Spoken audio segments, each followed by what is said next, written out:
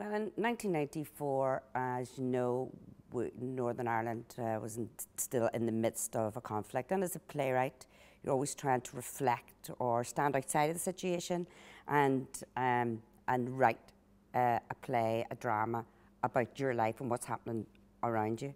This particular match, there was a lot of tension around before it even started.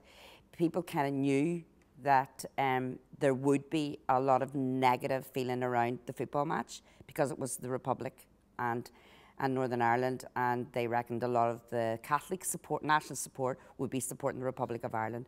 So that was the kind of atmosphere that was going to be in the ground that night. Also, at that time, there was a new thinking that was coming out that people weren't talking about, particularly with the Progressive Unionist Party headed by David Irvine. And David Irvine lived around where I lived, and I just looked up to him and I said, he's come from my background and he's managed to go through all that and come out saying something so progressive. That's all ideas, but doesn't make a play, so you need to find a story. So that's where it started. So we thought, well, what about this guy goes to a football match, is one of those guys.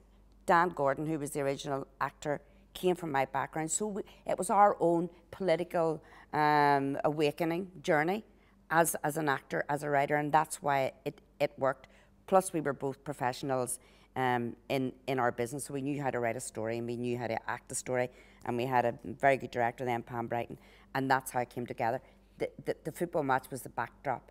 The second night we did it was up in a very loyalist part of Belfast, and we had like security guards on the door because it was tit for tat, anything, and I was being very negative about the loyalist community, and I didn't go. I thought, no, I'm not going. And Dan Gordon was going, well, they're not going to shoot the messenger, are they? I said, well, that's up to you, I'm not going. And I didn't go. UTV went to do Vox Pops because they thought there'd be a bit of controversy, which is brilliant, to have controversy about a play.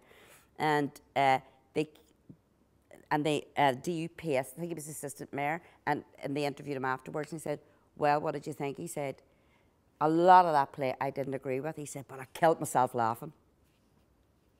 We had a great time in when we first went to America, because we never knew how our play was going to work in America. So we had all the American women, they loved the politics and everything. So, oh, this is great, timing's right, fantastic.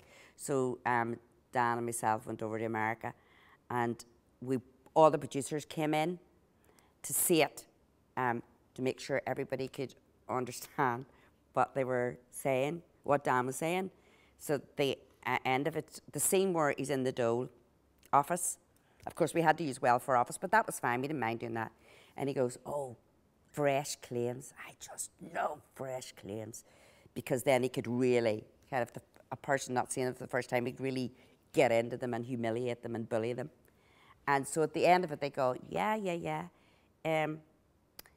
Why does he love fresh clams?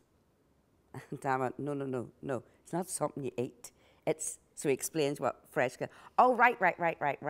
So the next night we had another dress rehearsal for more producers. Back at the end and go, I'm really sorry, but it does sound like he loves fresh clams. Here's Dan. Oh, and another thing, what's a jammy dodger? And Dan, it's a biscuit. Well, he's not going to ask for a cup of tea and poison, so obviously a jammy dodger is, but those tiny things, but they're very memorable because on the opening night in New York, a big box arrived for Dan with a box of fresh clams in it, so they saw the funny side of it as well. Also, I mean, those are the kind of funny memories of it, and I remember a woman stopping me in, actually in my own street, and she said, I've been wanting to talk to you for a year. She said, please tell me what happened to Kenneth. What happens? And I went, I don't know. I don't know what. That's the end of the story. And he wants to say, Kenneth is not real. She said, I needed to know what happened to him. I was lying in bed thinking, did he go back to his wife? Did he? And I go, I'm sorry, I don't know. And I don't think I need to know because, you know, it's a story that finishes. A man on a journey who makes him, it's universal in the sense that you have someone who's deeply unhappy. To make themselves happy, they've got to shed a part of their life that they haven't liked about themselves. But in order to do that, it's a massive journey. And that's what makes the play universal in any country. because that's all over the world. People miserable, and to make themselves a better person, they've got to take a very long journey. It'll never happen overnight, like Kenneth McAllister.